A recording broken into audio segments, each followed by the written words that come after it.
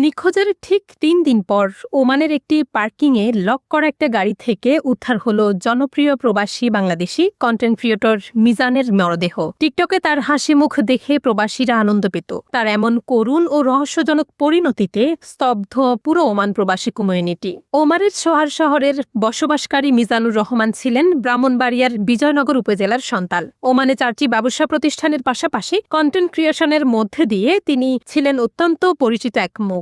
গত শুক্রবার হঠাৎ করেই বাসা থেকে বের হওয়ার পর নিখোঁজ হন মিজান। বন্ধ হয়ে যায় তার মোবাইল ফোনটিও। স্বজন আর বন্ধুরা যখন চারিদিকে হন্য হয়ে তাকে খুঁজছিলেন, ঠিক তখনই সোমবার সকালে সোহারের লুলু হাইপার মার্কেটের পার্কিং এলাকায় একটি বন্ধ গাড়ির ভেতরে তার মরদেহ দেখতে পান স্থানীয় এক ওমানি নাগরিক। খবর পেয়ে রয়্যাল ওমান পুলিশ ঘটনাস্থলে পৌঁছে ফিঙ্গারপ্রিন্টের মাধ্যমে নিশ্চিত করে এটি নিখোঁজ মিজানেরই মরদেহ। প্রাথমিকভাবে ধারণা করা হচ্ছে গাড়ির ভেতরে কোনো বিষাক্ত গ্যাসের প্রভাবে শ্বাসরোধ বা বিষক্রিয়ায় তার মৃত্যু হয়ে থাকতে পারে। তবে ঘটনার প্রকৃত কারণ জানতে মরদেহটি হাসপাতালের মর্গে পাঠিয়ে তদন্ত শুরু করেছে ওমান কর্তৃপক্ষ। 3 ভাইয়ের মধ্যে সবার ছোট মিজান মৃত্যুকালে স্ত্রীসহ অসংখ্য গুণগ্রাহী রেখে গেছেন। মাত্র কয়েকদিন আগেই যে মানুষটা সোশ্যাল মিডিয়ায় সবাইকে বিনোদন দিচ্ছিলেন, হঠাৎ তার এমন অকাল মৃত্যুতে বাংলাদেশিদের মনে গভীর শোক নেমে এসেছে।